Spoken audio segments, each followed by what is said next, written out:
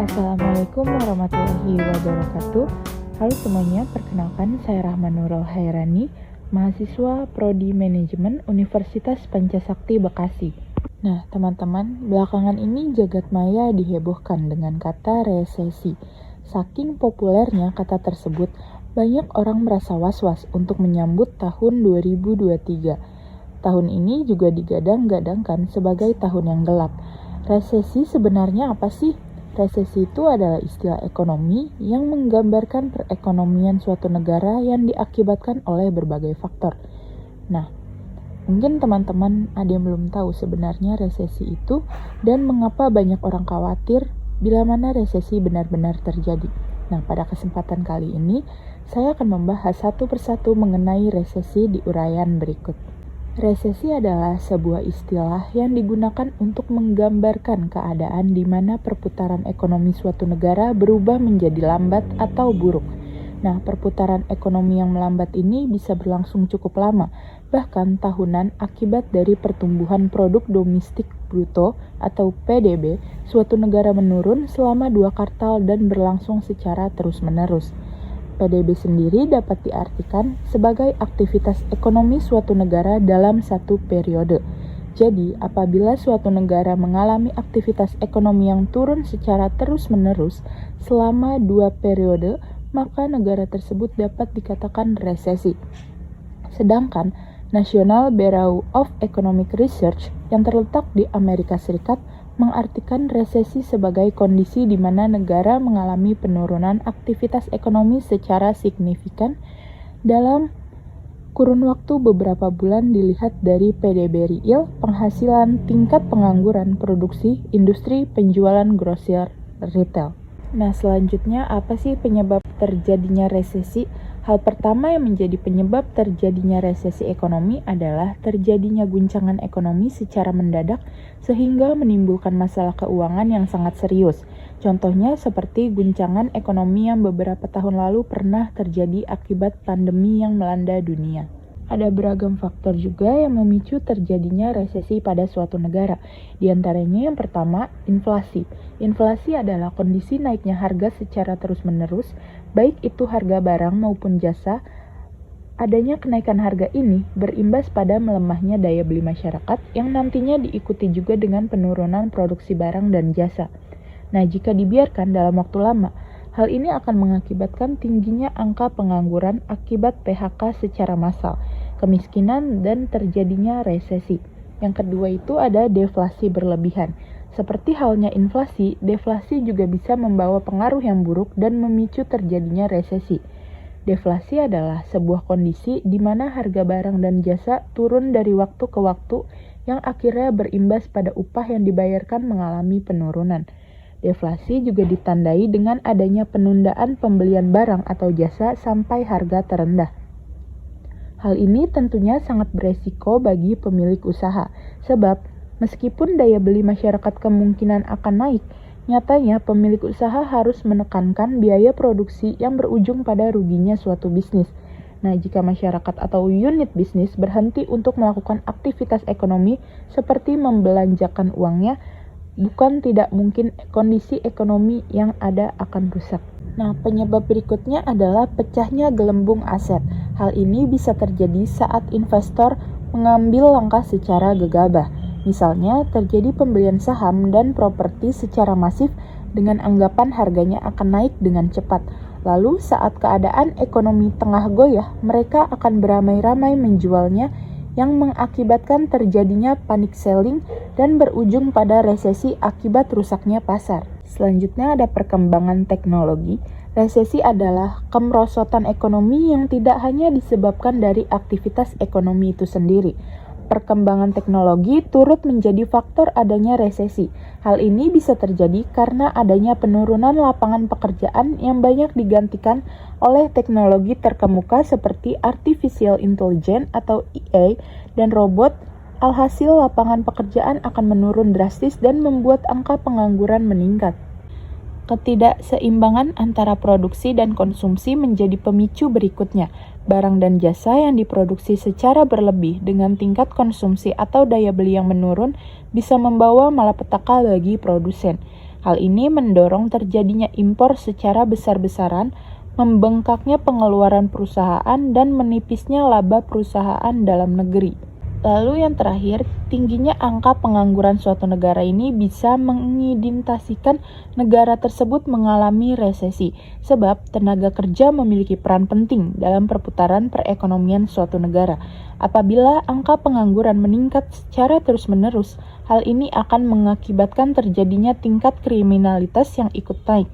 Secara garis besar, resesi adalah situasi yang muncul karena berbagai faktor, misalnya krisis keuangan, salah mengambil keputusan perekonomian, adanya disrupsi rantai pasokan, disrupsi perdagangan eksternal, pecahnya gelombang ekonomi, sampai dengan faktor yang ada di luar kuasa manusia seperti bencana alam ataupun pandemi. Nah, teman-teman, dampak resesi ini adalah akibat yang muncul dan mempengaruhi beberapa pihak, antaranya membawa dampak pada pemerintahan, perusahaan, dan para pekerja. Tentunya di sini saya akan bahas satu persatu mengenai dampak adanya resesi ekonomi. Yang pertama, dampak resesi ekonomi terhadap pemerintahan. Resesi ekonomi membawa dampak yang cukup berat bagi pemerintah. Saat kondisi ini terjadi, tentunya angka pengangguran akan meningkat dan pemerintah dituntut untuk membuka lapangan kerja sebanyak-banyaknya. Alhasil, pinjaman pada bank asing kian meroket. Adanya resesi juga membuat pendapatan pajak dan non-pajak menjadi rendah. Ini dikarenakan kondisi finansial masyarakat yang memburuk dan harga properti yang ikut turun, sehingga jumlah PPN yang masuk ke kas negara menjadi lebih sedikit. Di sisi lain, pemerintah juga terus didorong untuk melakukan pembangunan di sektor pemerintahan. Salah satunya yaitu menjamin kesejahteraan masyarakat. Dengan adanya semua tuntutan yang ada serta menurunnya pemasukan pendapatan pajak, maka membuat negara mengalami defisit anggaran dan utang pemerintah menjadi lebih tinggi. Nah, yang kedua, dampak resesi ekonomi terhadap perusahaan. Resesi adalah kondisi perekonomian yang mampu membuat perusahaan jatuh bangkrut. Hal ini diakibatkan menurunnya daya beli masyarakat yang berimbas pada penurunan pendapatan perusahaan dan mengancam arus kas. Pada akhirnya, perusahaan akan memangkas biaya operasional dan menutup area bisnis yang kurang menguntungkan, sampai dengan mengambil keputusan berat untuk melakukan efisiensi pegawai atau PHK. Nah, yang terakhir, dampak resesi ekonomi terhadap para pekerja. Adanya dampak resesi merupakan dampak yang tidak hanya dirasakan oleh pemerintah dan perusahaan, akan tetapi para pekerja turut terkena imbasnya. Area bisnis yang ditutup serta efisiensi pegawai yang dilakukan untuk menekan biaya operasional membuat banyak orang kehilangan pekerjaan akibat adanya PHK. Pekerja yang tidak terkena PHK pun ikut dirugikan dengan pemotongan upah yang didapat. Hal ini menjadi pendorong adanya ketidakstabilan sosial, kesenjangan yang semakin menjamur di mana-mana, dan tingkat kriminalitas yang tinggi. Nah, teman-teman, resesi ini adalah keadaan yang cukup mengancam banyak sektor. Namun, bukan berarti resesi ini tidak dapat dicegah. Berikut, saya akan membahas cara pencegahan resesi. Yang pertama itu, kita bisa belanja besar-besaran oleh pemerintah. Strategi yang bisa diterapkan yaitu belanja besar-besaran agar perputaran ekonomi tidak macet dan dunia usaha tergerak untuk bisa terus berinvestasi. Yang kedua, bantuan UMKM. Resesi adalah krisis yang bisa terjadi pada banyak sektor, salah satunya UMKM. Dengan menyalurkan bantuan terhadap UMKM berupa UMKM produktif dan kredit bunga rendah, diharapkan roda perputaran ekonomi dapat berjalan dengan baik. Nah, yang terakhir itu menarik kepercayaan investor. Kita bisa menarik kepercayaan investor dengan membuat kebijakan yang efektif dan diharapkan mampu menarik para investor untuk menanamkan modalnya di Indonesia, sehingga nantinya bisa tercipta perputaran ekonomi yang lebih baik lagi. Lalu, bagaimana strategi pemerintah dalam menghadapi ancaman resesi 2023? Pertama, strateginya adalah memperdayakan ekonomi domestik yang sangat besar. Strategi yang berfokus ekonomi domestik untuk memanfaatkan potensi penduduk Indonesia berjumlah lebih dari 275 juta jiwa, sehingga program penguatan produk lokal atau program Bangga Buatan Indonesia atau BBI terus didorong. Di sisi lain, pemerintah juga akan melanjutkan hilirisasi industri berbasis sumber daya alam atau SDA untuk memenuhi kebutuhan domestik dan ekspor. Strategi yang kedua berkaitan dengan pengendalian inflasi, khususnya inflasi pangan. Iskandar mengungkapkan inflasi pangan menjadi sumber inflasi utama di Indonesia, sehingga akan terus digalakan gerakan tanam pekarangan, food estate, serta peningkatan produktivitas dan pencepatan musim tanam, ditambah upaya untuk memperlancar distribusi barang dengan bekerja sama antar daerah dan subsidi ongkos angkut. Terakhir, strategi yang meliputi perbaikan iklim investasi dengan penerapan only single submission secara penuh di seluruh Indonesia. Adapun dalam World Economic Outlook International Monetary Fund (WOIMF) pada Oktober 2022 mengoreksi prediksi pertumbuhan ekonomi dunia sebesar 0,2% menjadi 2,7%, sedangkan prediksi pertumbuhan ekonomi Indonesia dikoreksi sebagai 0% menjadi 5,0%. Ia mengklaim pemulihan ekonomi Indonesia kini terus berjalan, jadi seharusnya tidak diperlukan lagi insentif untuk masyarakat secara terus-menerus karena kapasitas fiskal pun kini terbatas. Melejitnya kata resesi di berbagai media dan platform online membuat masyarakat kian resah dan rasa panik mulai menghinggapi satu persatu masyarakat Indonesia. Ada banyak konten yang beredar tentang betapa seramnya situasi yang akan terjadi bila resesi datang. Namun, patut kita sadari jika tidak semua informasi yang beredar bisa dicerna secara mentah-mentah. Sebab, tidak sedikit dari informasi tersebut yang justru menakut-nakuti tanpa memberikan edukasi yang tepat, khususnya bagi masyarakat awam. Fenomena ini umumnya dikenal sebagai fear-mongering, yaitu suatu tindakan di mana individu atau kelompok tertentu dengan sengaja memanfaatkan kerentanan orang lain terhadap suatu hal yang beresiko. Alhasil, orang yang merasa cemas atau takut akan semakin ketakutan dan bisa berujung pada terganggunya kesehatan mental seperti depresi. Meskipun resesi adalah kata yang memiliki konotasi negatif, tapi kita tidak perlu khawatir karena berikut saya akan membahas beberapa cara mengatur uang yang bisa kita lakukan dalam menghadapi resesi ekonomi. Yang pertama itu jangan boros, usahakan untuk berhemat. Belilah kebutuhan seperlunya dan usahakan kebutuhan pokok terpenuhi dengan baik.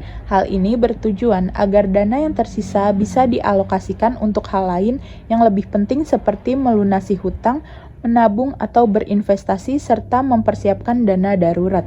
Yang kedua, melunasi hutang yang ada. Usahakan untuk lebih konservatif terhadap hutang, khususnya berhutang untuk tujuan konsumtif. Proporsi hutang atau debt service ratio yang sehat yaitu di bawah 30% dari penghasilan bulanan yang kita miliki. Namun, karena kita perlu mempersiapkan diri untuk menghadapi resesi, ada baiknya proporsi tersebut diubah menjadi lebih kecil. Yang ketiga, siapkan dana darurat dan asuransi. Dana darurat yang perlu dipersiapkan idealnya 3-6 bulan dari jumlah pengeluaran bulanan kita. Hal ini dimaksudkan untuk berjaga-jaga jika hal buruk terjadi saat masa resesi tiba. Nah, selain itu, asuransi juga masih tetap diperlukan, khususnya asuransi kesehatan untuk meminimalisir terganggunya kas keuangan saat tiba-tiba diperlukan dana dalam jumlah besar untuk masalah kesehatan. Nah, yang keempat, mulai mencari pendapatan tambahan. Berhemat memang bisa membantu kita dalam menjaga kondisi finansial yang tetap sehat. Namun, ada baiknya jika kita juga memiliki pemasukan tambahan agar dana yang terkumpul bisa mencukupi kebutuhan mendadak yang mungkin terjadi kapan saja. Yang terakhir, kita bisa berinvestasi dan menabung. Menabung dan investasi untuk menghadapi adanya resesi adalah sama pentingnya untuk memperkuat fondasi keuangan kita. Upayakan untuk menabung sedikit lebih banyak dari biasanya, terutama menabung untuk dana darurat. Nah, mungkin itu saja yang dapat saya sampaikan mengenai resesi yang akan terjadi pada tahun 2023. Semoga teman-teman bisa mengambil pelajaran dan bisa mempelajari bagaimana cara mencegah bila mana resesi itu benar-benar terjadi. Sekian, wassalamualaikum warahmatullahi wabarakatuh.